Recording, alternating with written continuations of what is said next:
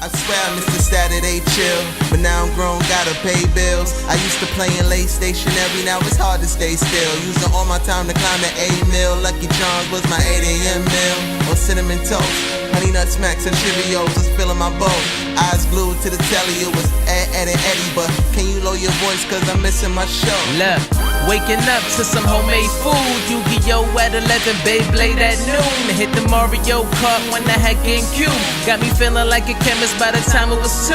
Mix up the cereal, textures are critical. For its taste to be right at its pinnacle. Watching Hey Arnold and Dragon Ball Z. Watch me shine with my Pebbles Fruity. Nah, man. What's up, everybody? It's your man, Random Man of Saturday Morning Cartoons and Cereal, and definitely amazing.com. Now, it's Saturday, which means it's time for season finale of Saturday Morning Cartoons and Cereal. But before we get to that, everybody, we're at KelloggsNYC. Follow me.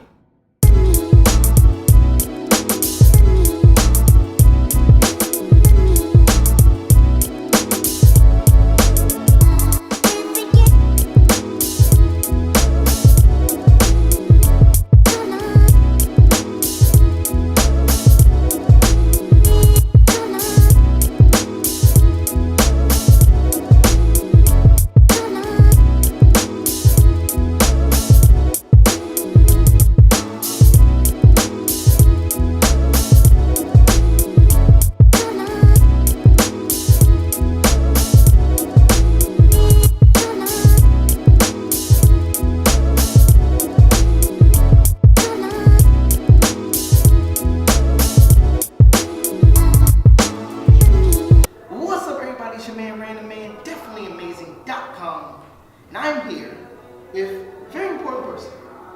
Very important. I wouldn't say that. I'd say you're important because you made my dreams come true. Well, thank you. Thank you. So I'm going to allow you to introduce yourself to that lovely camera over there and all the people in the DA universe. All right. Hello, guys. I'm the general manager for KelloggsNYC Union Square, New York City. I have one big question. Okay. One big question, everybody. So, for all the people out there in the DA universe that has never gotten a chance to be here, shame on you. Get here. It's right in Union Square. It's like literally right. Walk out of the train station if you walk out the 16th entrance. And then you will see a big billboard that says Kellogg's. So part with you can't miss it.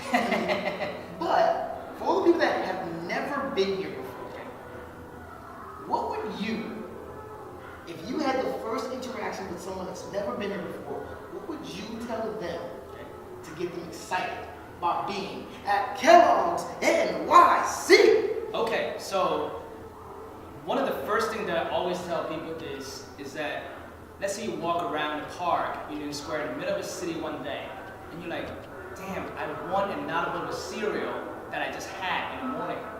What am I gonna do? Nowhere to be found. Cereal, there's no place you can find cereal, or even make your own bowl of cereal in the middle of the city. So, KelloggsNYC, excited, right? I mean, so you can just walk out of the train station, and then you will see, look up, you see we're actually in North Park, not part of the park, and then come up and have a bowl of cereal. And then we have different crazy topping as well, so it's almost like a home setting. You grab a bowl, do your own bowl of cereal, and then put toppings, strawberry nuts, different kind of thing, marshmallows in there, go crazy. And then sit down and chill for the whole day. That's all you want. So, one last question. Please. What's your favorite cereal? Frosted Flakes. Nice. Mixed it with corn pops. Up high. Up high. Right. Look, guys, I'm about to get into a fantastic interview with two fantastic guests. I hope you didn't think that I was just getting KelloggsNYC to let me film here to do a 2-question interview. Because if you thought that, you are as insane as I am. We are filming a fantastic interview coming up. But right after this, it's your man, Random Man, definitely amazing.com. They allowed me to film at KelloggsNYC, people. It's like a dream come true. I'm going to cry in the corner later. It's your man, Random Man. We'll be right back. Man, Random Man, definitely amazing.com. It is Saturday, which means it's time for Saturday Morning Cartoons and Cereal season finale. Yes, yes, yes, we're here. So I said, in my infinite wisdom, if I'm gonna do a season finale, not only am I gonna do something that takes me back to the beginning of Definitely Amazing, but something that takes me to somewhere in the middle of Definitely Amazing, and in the future with siding on the cartoon serial. So I said, how do you do that? Well, first you hit up Mickey Factz, because getting you for my first Lyricist Chronicles interview was the first big get. Okay. Big. Because Thank you. a lot of people came to the site after I interviewed you, because I interviewed you 4 weeks later, your magazine cover. Oh yeah.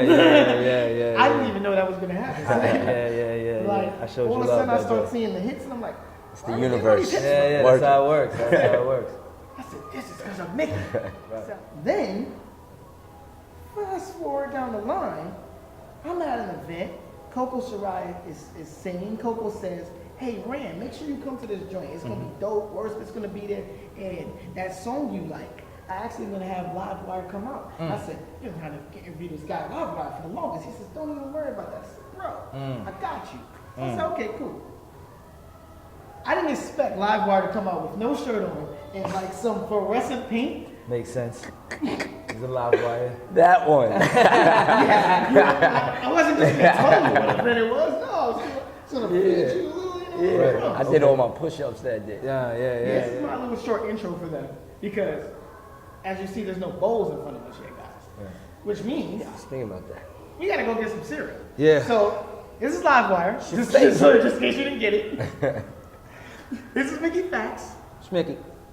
They're a part of the beautiful tapestry of hip hop. Yes. And they both have probably some of my favorite albums and mixtapes of all time.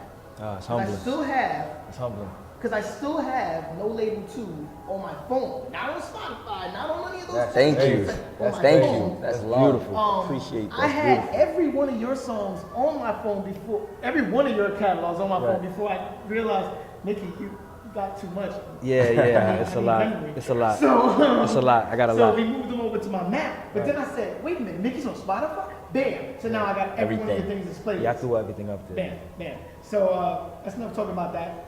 Let's go get some cereal, everybody.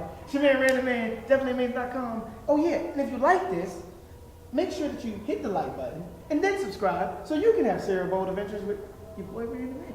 Let's do it. All right, go.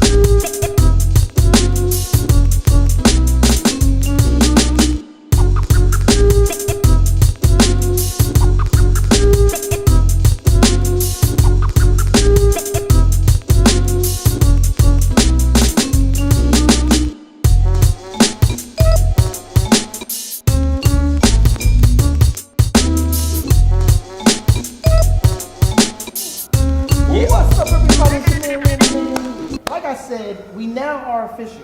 We're official like a tissue. We got or us. referee with a whistle. You know, I used to rhyme back in the day. Oh, it sound like it. Yeah. It sound like it. I wasn't good. I'm ready to dig into this So joint look, right here. You know what I'm everybody, saying? Y'all can start getting your bowls ready. We are here to talk about something really, really cool. Okay. As you guys already know, I clued you guys in on everything. Right. We are here to talk about the best black cartoon characters of all time.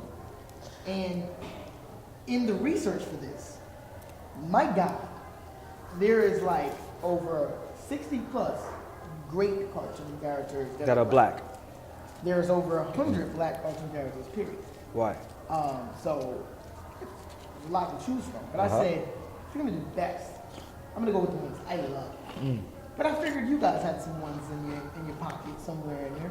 So what I'll do is I'm gonna open it up, throw out something, and then we're gonna vibe. Yeah, no doubt. I got a few. So we're gonna start with OGs. Okay. OGs meaning, these were the cartoons that, possibly your mama watched, possibly big brother, older brother watched, and then you caught the reruns. Okay. Or, if you're way older than all. Yeah, I was about to say, don't get it twisted. We seasoned vets for a reason.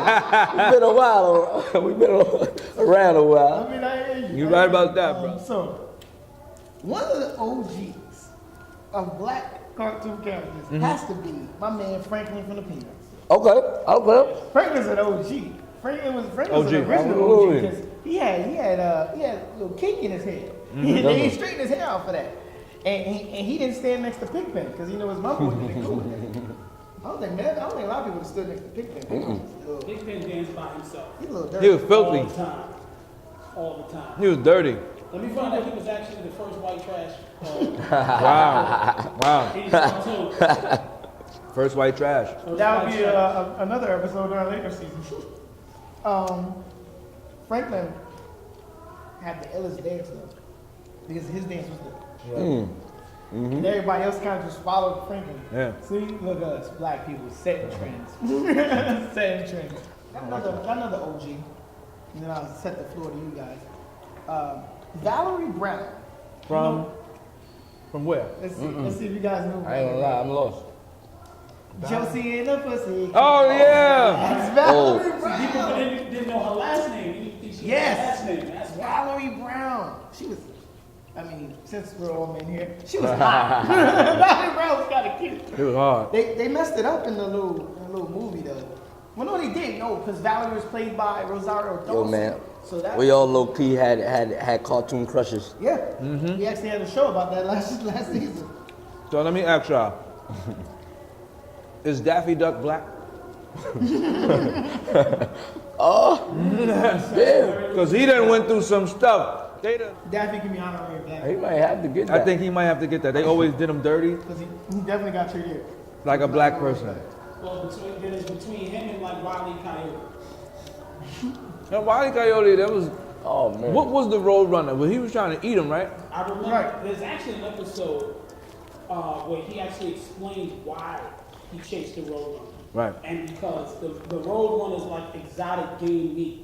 And he literally explained like the sections that this part here has the texture and the of chicken as opposed. So it was literally like the Roadrunner was this super level of game. As you meat. guys see, this is like why he was Logic is like on the part gazelle, part deer, like all these things. Shayna Elmsford. Nah. I tried. Woo. That sounded like a girl I knew in 4th grade. Might have been if she moonlighted as a rock star on the group Jim. Julie, how are you? I never watched Jim. I never watched. I think my sister did. I was forced to watch Jim because Jim came on right before Bigfoot and the Muscle Machines. Oh, Damn. nice. See? I'm taking it way back. I was glued. Yes. I was glued. That's the 80s. WPIX Channel 11 right here in New York City. Yeah. Y'all already know. That was back when it was official. Exactly. We already Exactly. know about Fat Oh Albert. my goodness. And I'm gonna sing a song for you. What? Uh-oh. Fat Albert, my Oh. goodness. My man Fat Albert had the most motley crew ever. Like, He had a bunch of- Honestly, Fat Albert was gonna be one of mine for today. And so I'll just jump in on that. It just reminded me, we wasn't the junkyard crew or nothing like that, but it just reminded me of my gang, my crew that I grew up with, my block. Everybody was a character. Everybody had, you know, they character, and it Did just. you have a dumb Donald? Of Did you have course, someone that was a of dumb course, Donald? of course, of course. And that was definitely, you know, something that had me glued to the screen. Somebody once told me after putting up one of your videos, it said, "But that's that educated rapper from the BS." And I was like, "Is he educated? Okay." And he was like, "He said, yeah, man, you don't like he would have ran with my crew back in the day, but he certainly rapped like he would have." And I'm like, Wow. Yeah. "Oh, okay." Yeah. And I do this with somebody that I can't have a full conversation with. Right. So I quickly exited. But did you have a dumb Donald in your crew? Because since you're an educated rapper for the bros. I think I did. I mean, I think everybody did though. Like Had a few everybody. I mean, I think everybody had like a crew like that with Fat Albert. Like Yeah, absolutely. down to every person. You know what I'm saying? And you was family. Yeah. Right. It was At the end of family. the day. That's what it was all about. As far as my character, I can't really think of anybody, but the only person that keeps coming to my head, I ain't gonna lie, is Storm, yo, from X-Men. It's so great you brought up Storm, because the next thing we're going to jump into is the realm of superheroes. Oh. But why Storm? That's the only person I can think of right now. He said Fat Albert. Yeah, Fat Albert And I was my- like, I didn't want to say Fat Albert too, so I'm like, man, who else? And I'm like, I can only really think of I Storm. got- So I it's- got- I think it's interesting that you say it's 60 characters that are popular, and then it's 100 all together. I completely forgot about Valerie Brown. Yeah, there's Well, originally, I didn't know we were gonna speak about black. Right. So I just went in. I'm like, oh, just remember He-Man and Yeah. and Thundercats, and that was my time. Like that literally had me Were they glued black? to the screen. Cats. But There's the Thundercats did have a black cat, yeah. Yeah. which was Panthro. Panthers black. Yep, definitely. Fun fact, do you know who did the voice of Panther? Who? Logic fact. The grandfather from the Cosby Show, who actually Really? played Bill Cosby's Oh, father. who's man. great. If you listen to the voice, you're like, wait a minute. Right. that was Panthro. Made me just love Yes, it a lot indeed. more. I think there's a black Transformer too. One Jazz. Jazz. That was voiced Jazz. by Scatman Crothers. If y'all remember the black guy in The Shining, Uh-huh. who was taking Okay. care of the Yeah, hotel, yeah. who could actually speak to the kid via telekinesis, telepathy, excuse me. Yeah. And that was actually, he was actually the original voice Okay. of Jazz as well. Yeah. So I figured that Jazz. Jazz is definitely black. He was too cool now. Now he was black. He was black. All he did was listen to music. Yeah. Like, Right. Yes, don't say it. I got it already. Mr. T. I was literally thinking about Mr. T. Think about it. I literally was thinking about He Mr. said, T. he said superhero, and it was, you know. Yes, Mr. T. I Yeah. his literally. own cereal. Yeah, he had his own Even if cereal I was too. wrong, he's number one in my I book. literally was thinking about. I mean, Mr. what T. can you say? What can you not say? He's a man. He's a man. This He's dude a man. would beat somebody up, Yep. jump on a boat, beat up the crew, jump off the boat, save the lady in the water, knock out the sharks, jump back and He was swing tough. another shark. He was tough. I'm like, how is he even doing I this? was gonna bring up Roadblock from G.I. Joe. Okay. Remember Roadblock? Okay. He used to do the rhyming. I don't Okay. remember Roadblock. I got. He was a rhyming cook. Yeah. He used to say. I had that as one. He used to say, "Man, you know what I really hate? I really hate when you gotta wake up to the nonsense. Yo, you and the might need to do a distress character. of the nastiest snakes."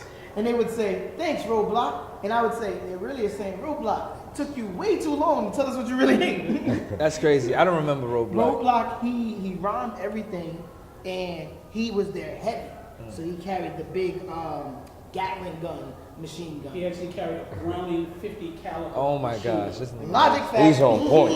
He know everything. Now, hold on. For those who don't know, a Browning 50 cal machine gun should only be mounted. You cannot. He carried that joint. And the fact that he carried it, that was his go-to weapon. Are you kidding me? He knows everything. Yeah, dude. he knew the gun. Listen, guys. Yeah, when no, Listen, the guys. interview's When his. listen, guys, when he's not the cameraman, he's still on the show. He's always in the background. No He's doubt, Logic. no doubt, no doubt. Logic, you know. Here's Okay. a random man fact. Right. Black Panther's first animated depiction was in what show? He was in an animated series. Fantastic Four. It is Fantastic Four. In that episode, he beat up the entire Fantastic Four in the beginning of the episode just to prove his worth and stamina against the greatest force. I know my stuff, man. Yes. I know my comic. That you do. Yeah, honestly, I wasn't too familiar with Black Panther, but I see today how they depict him. He's really like one of the baddest asses there. Like he's a badass, and I'm wondering like, was it always like that? Like historically, was he always like that? Kicks ass, and he doesn't seem to have like a crazy like outlandish superpower. Right. But he seems just to be real thorough, yeah. Just he'll walk right up to you and get busy. It's not like I got all of this extra. No, I'm gonna get busy with you. It's hand in hand. Yeah. It's not a lot of gadgets. Like the first time he was in the comics was Fantastic Four. When he beat them up. And he beat them up. And this is the '60s. Like, so you gotta imagine like, as a it was racism still back then. So imagine as a white kid reading that, you seeing this guy, and they in Africa too. Yeah. And he beat up the best team like in Marvel at that time. He beat them down. You know what I'm saying? When you wanted to showcase a new character in Marvel, you would put them on the Fantastic Four. Right, you would put them there, and he beat them up. Like he beat them all up. A little one for you. Since we brought up Static Shock, no one in this lovely room right here can tell me they didn't watch the Static Shock cartoon. I didn't watch it. You didn't watch the Static Shock? Oh my God, guys! It had a semi-hip hop. Well, I guess can we call Romeo a hip hop star? Yeah, but my thing was, I had read Static Shock's comics. Okay. Because I remember when Milestone Comics, it was a big thing when they was the first people to integrate with DC, and they didn't. Rest in peace to Dwayne McDuffie, one of the founders of Milestone. So they had nothing but black superheroes in these comics. Nice. So it was not Holocaust. It was Blood Syndicate, Icon, Static Shock, and Hardware. So and they were all black. So Hardware was like a black Iron Man. Okay. Blood Syndicate was like the X-Men. It was like the black X-Men. Nice. Icon was like the black Superman, and then Static Shock, he was a kid actually who controlled electricity. You know what I'm saying? So. See, I told you when I gotta go back now. Icon. When I pick my guest, I pick my guest. I pick something. And I think Icon was able to beat Superman a couple times. Like, yeah. And he's also he's a criminal defendant. Criminal defender. His origin is actually he's an alien. He's an alien like Superman. Crash landed in the South during slavery. Right. And the woman that finds him is actually a slave.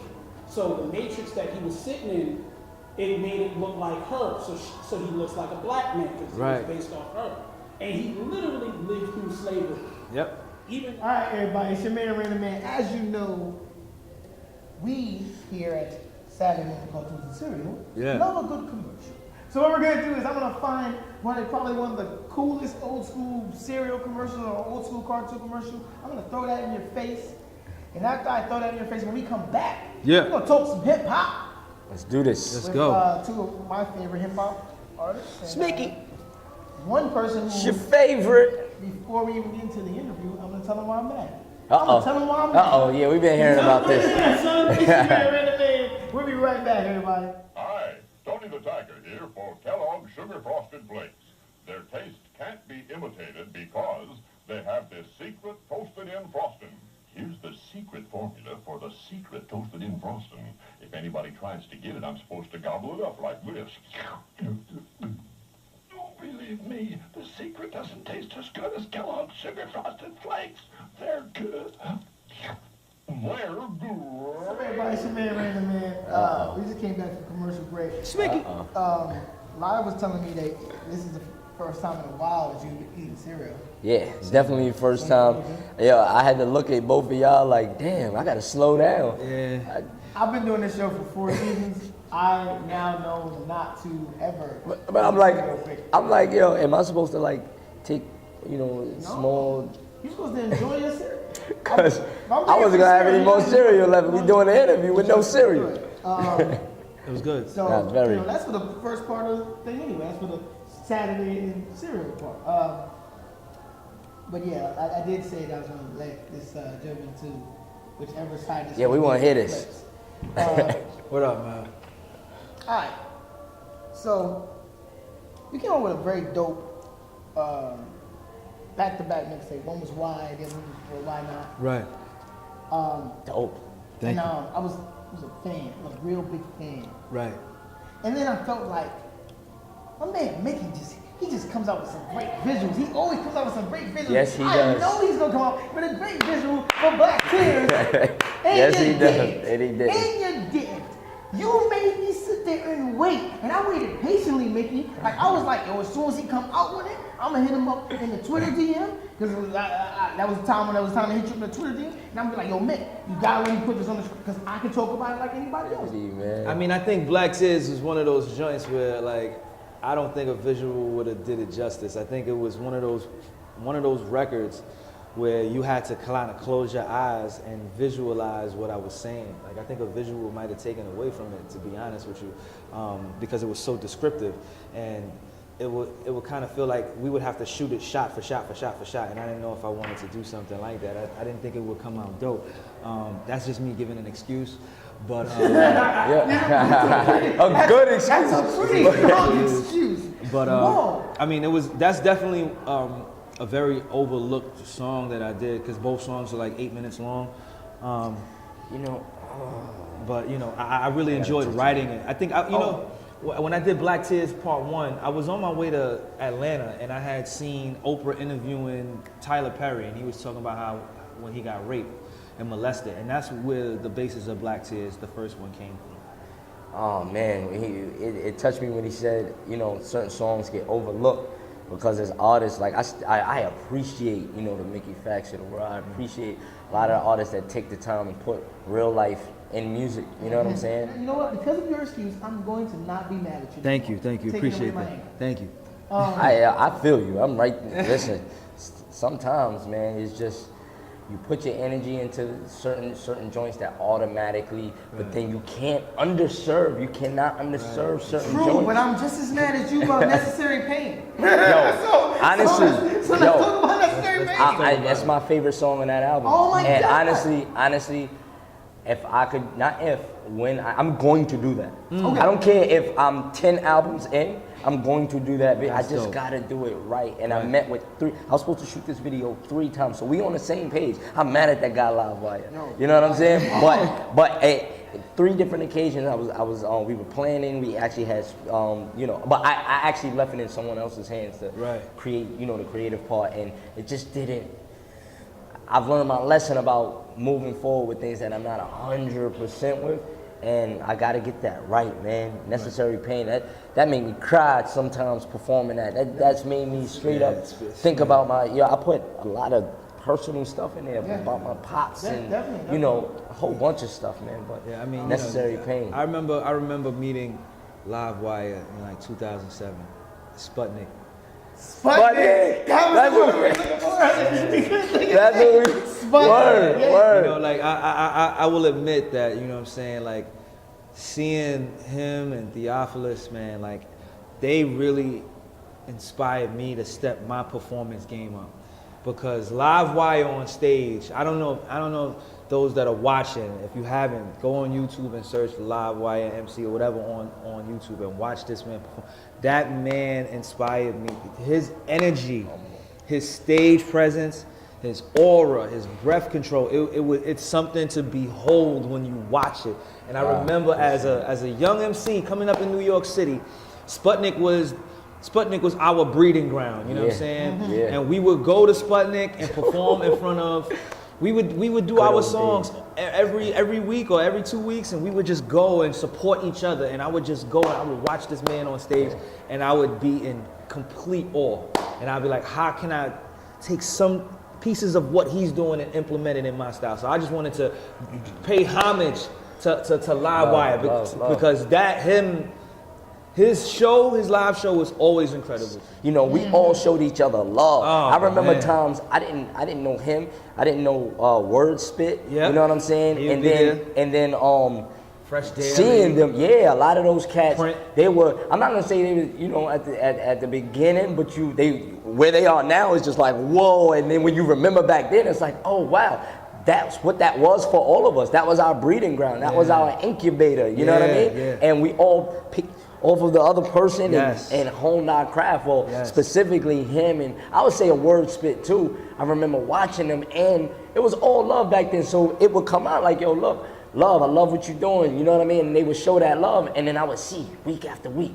Week after, we used to be there. Like that Yes, was the every spot. week. That was so every week week, man. after week, they would come and they would just step their game up and crazy to after a certain point when it became like old or the thing to do or whatever. You can see we were like the OGs of that spot, and Right. then it went to Yume and a couple other spots. Yeah, you know yeah. what I'm saying? And we built this like this fam. You know this family, and to see him now.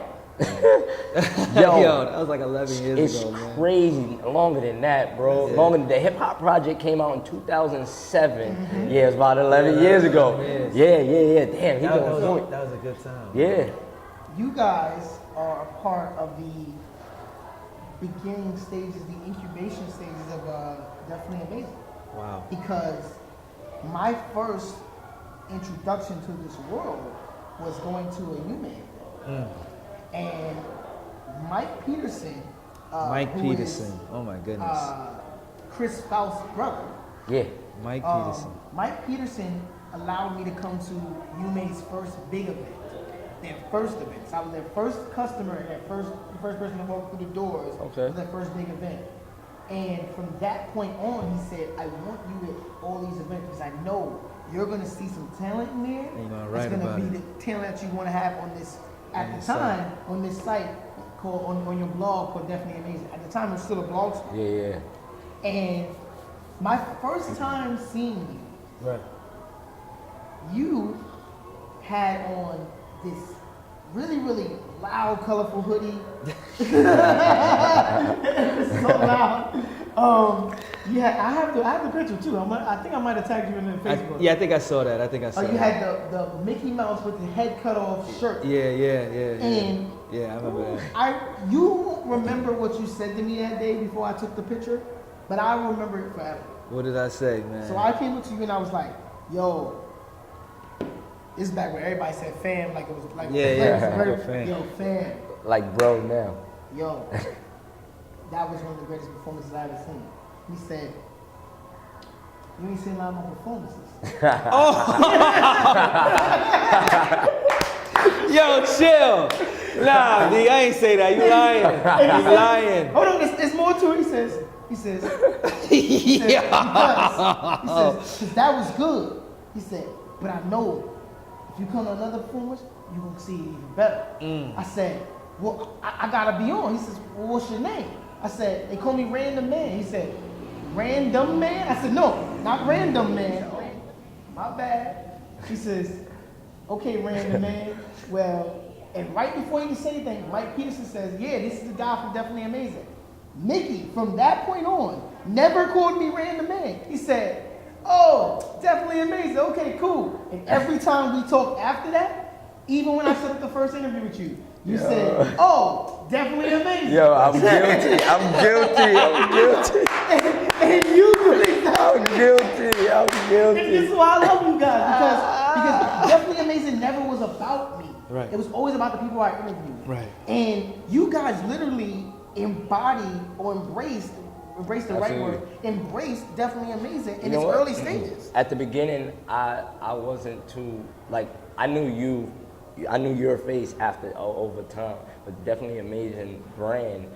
If I didn't see you, anytime I dropped something, anytime I did a remix, anytime I did a project, y'all would show me love. I knew that certain blogs were coming to me and y'all were first, always showing me love. So I was familiar with the brand more than the individuals at first. You know what I'm saying? And I might at the beginning, now I know you, but at the beginning I might have seen you and knew Definitely Amazing more than I knew you. You know what I'm saying? Right. But you were on your job, y'all was doing your work, and it's branding. Yeah, I mean, once again, everybody, like I said, I appreciate you guys on levels that will never be known, guys. Thank you. Listen, if you're not eating cereal and watching cartoons, the least you should be doing is listening to hip hop. And if you want to listen to some great hip hop, their Twitter and IG handles will be somewhere down in this area. You can follow them for sure. No Label 3 is in stores now everywhere. I'm gonna get it, so y'all gotta go get it. Yeah, you heard it earlier. He said he's gonna go get it.